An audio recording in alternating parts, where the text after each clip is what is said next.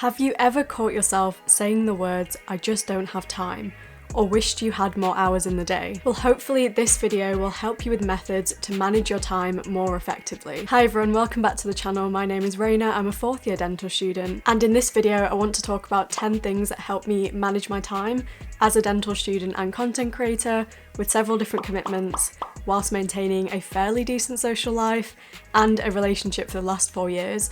So timestamps will be in the description box down below, feel free to skip around as you like. If you find this video interesting, please make sure to like and subscribe for more content from me. So the first thing that I do is to make sure that I prioritise my most important tasks every day. This might be really obvious, but if you have any deadlines coming up, if something needs your immediate attention, if it's really important or even challenging, these are all types of priorities and it will differ for everyone. Prioritising my tasks is something that I do every single day to make sure that I'm spending the right amount of time on the right things. So for example, every Sunday I know I need to release a YouTube video, so roughly a week or so before that I know it's a priority to film a video and make sure it's ready for Sunday. The Eisenhower matrix is another useful tool for deciding your priorities and what you should do when. Essentially it describes how to deal with tasks that are urgent and or important or neither of those things, and what you do is basically work through your list of tasks and decide where it should fit in the 4 boxes of the matrix. So let's take doing emails for example. This is usually not urgent but it is important, so according to the matrix you should schedule a time in your day to do all of your emails at once, and that should make it much more efficient. This brings me onto my everyday to-do list on the app Notion, and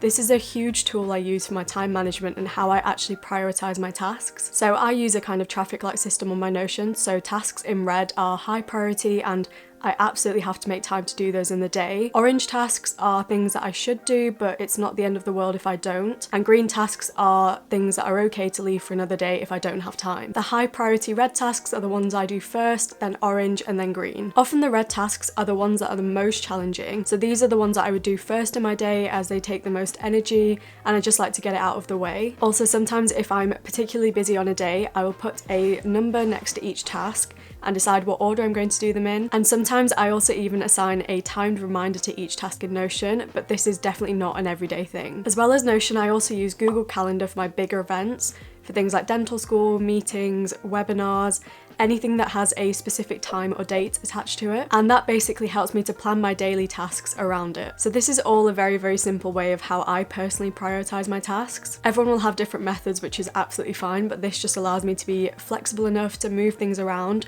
but also make sure I get my most important things done every day. So my next point is to not overload your daily tasks. As I'm planning out what I want to spend my time on, I'm really conscious of not scheduling too much to do every day, because part of good time management is understanding your own limitations and how much you can realistically get done. The next thing that I try to think about with time management is actually knowing what things are worth spending my time on. Often you might find yourself in a position where you want to say yes to a lot of different things, but when you really examine that thing, you might find that it's not actually a priority or worth your time, even though it might seem like it. This is basically part of a concept known as essentialism, which I first learnt about in the book called Essentialism by Greg McKeown. And it describes how an essentialist will explore different options before choosing the 1 to 2 specific tasks that they want to spend their time on. So for example, I'll often get DMs and emails from people that are asking me to be a part of something, but it would be impossible to do these all. So I sit down and think about what benefit each of those different things would bring to me before deciding to commit to one of them. This has made me so much more selective with what I choose to spend my time on, but it has meant that sometimes I have to make trade-offs and some more difficult decisions as well. So the next thing that I want to briefly mention is a principle known as Pareto's Principle and how it has helped me with time management. This principle says that 80% of the results come from the 20% of the work that you put in. And when I first heard about this, I thought back to every exam that I'd ever done and realised just how much extra time I'd spent on revision for not that much of an increase in the actual marks that I got from the exam. And now I'm far more selective with what material I revise for exams, how I take my notes, and how much time I actually spend revising. This is because in my case, I found that usually it doesn't translate to a much higher mark, so I might as well save that time and spend it on other things that I want to do, like making YouTube videos and content, and socialising and things like that. This is why I think it helps to focus your attention on that 20% of your efforts, and hopefully you should see that translate to the 80% in output. And side note, flashcards have really helped to reduce the amount of time that I revise, but do it much more effectively. Okay, so let's talk a little bit about socialising. I 100% believe that socialising is an essential part of life, especially for mental health, but I do think the time spent on it should be quite intentional, depending on what your goals are, of course. For me, there is the time that I work and the time that I socialise, and I keep those separate and I spend the time on those very intentionally. If you want to get lots of stuff done or you're particularly busy,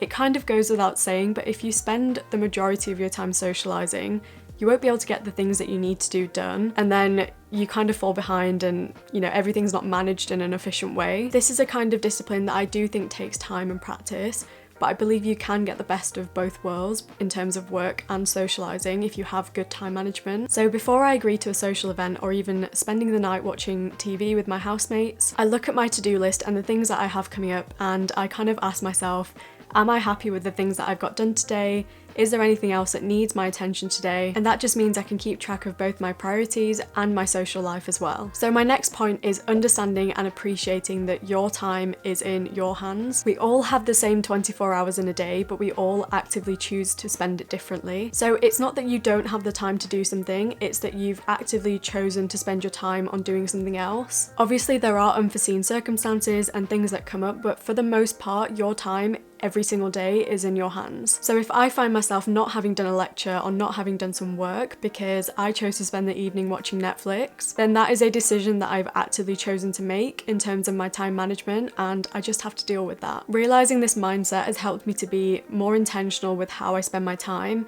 and I try and make sure that I'm doing the thing that I most want to do at that moment in time. There is also a book that I definitely recommend that you read called Make Time by Jake Knapp and John Zaratsky, and that book has so many helpful tips. It's really helped me to change the way that I think of time and how much control I have over time as well. I might do a full video on that in the future, so let me know if you want to see that in the comments below. So the next way that I manage my time is putting myself on a strict deadline for things that actually have no deadline, and this is where the discipline aspect of time management comes in. So there's a principle called Parkinson's law, which says that work expands to fill the time that you give to it. So for example, if you have a deadline for an essay that is due tomorrow, you know you'll probably work till that essay is done because you don't want to fail. However, if that same essay was due in a month's time, you are much more likely to procrastinate and leave it till last minute. So at the moment I have a poster presentation due in January, but I've already finished it and submitted it weeks in advance because I said to myself, I'm giving myself these few hours on this specific day to get it done, and that's it. And giving myself deadlines like this means that I don't procrastinate over things that are due way in the future, and therefore I have more time to do fun stuff and work on my hobbies or personal interests. The next way that I manage my time is getting small tasks done there and then and not adding them to my to-do list for later. Like now, if I get a parcel, I will just take the cardboard out to the bins